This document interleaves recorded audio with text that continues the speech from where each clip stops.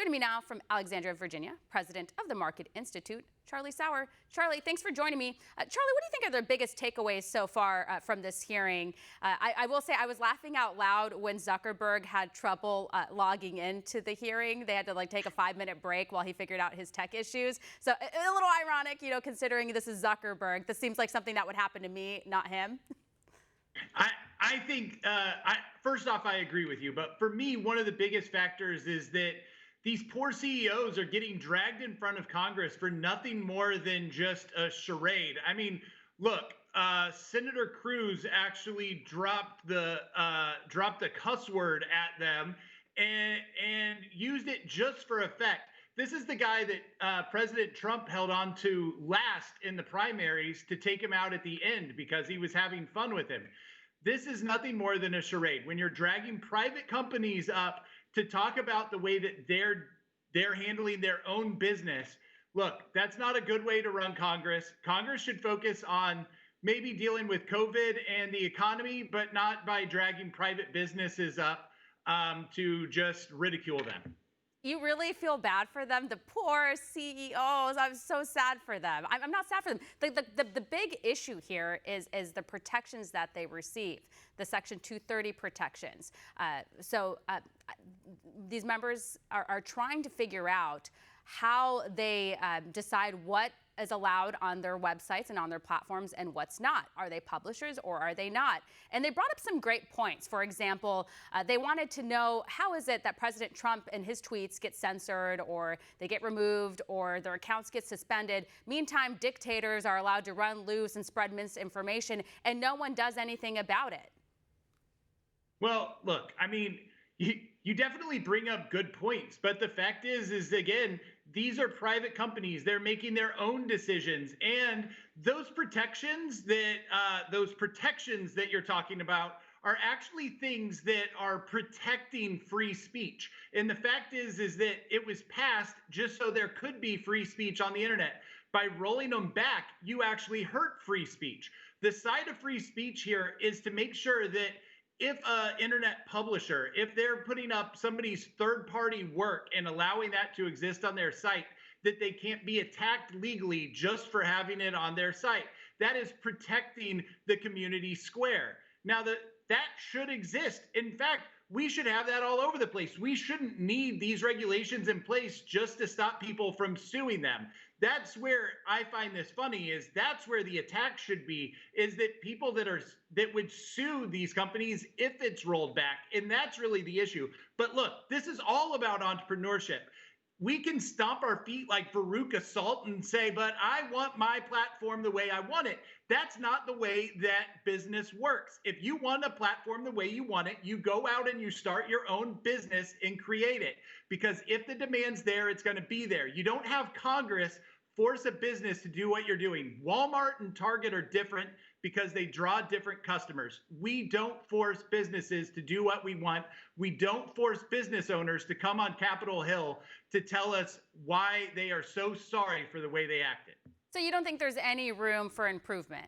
And so that's what they're looking at, if for the most part, is, again, they want to see how things work, how these algorithms are created, why these social media companies are doing a certain thing. But also, some other things that stood out to me is the social media companies pretend that they're unbiased and neutral and they're totally staying out of it, and this is an open platform for everyone, but they're going after things that could be, quote, misinformation or harmful content, hateful content, etc. But then we heard from Jack Dorsey and Mark Zuckerberg about their efforts in this election. Zuckerberg was bragging about how their effort to get out the vote has somehow got 4 million people to go sign up. Is that their role? Why are they doing that? And you know, they don't want these people to go vote for Trump, by the way.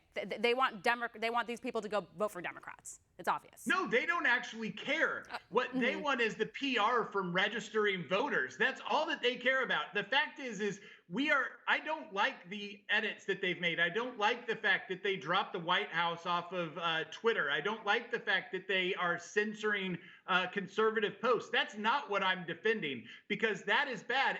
And that likely gives a new competitor a foothold to take it over. And the competitor that would be looking at it would be TikTok, and that's China. We don't want to give other companies a bigger foothold. Well, we want an equal playing field that when a company comes up, they can actually compete with Facebook, Google, and Twitter. We don't want to create something where Google and Twitter are writing the rules for the rest of the internet. And that would be a bad thing. And so, no, I'm not going to support what they're doing, but I am going to support their right to do it. They have a right to make mistakes as business owners, and they have a right for us as users to go to another site. And that's what's going to correct it. So, do I care about their voting outreach? No. I think it's a PR show. Do I care about them? No.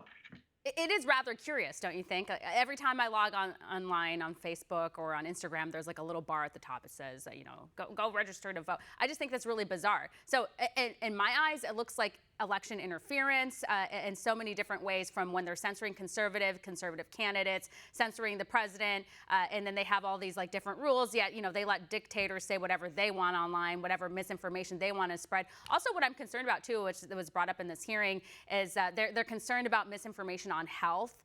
And so, but they're the ones who decide what's true and what's not true. And we've seen a lot of these doctors who aren't really, going with the mainstream analysis on COVID-19, and they're the ones who are censored. I think, especially in a pandemic, more voices would be better than, squelching speech here.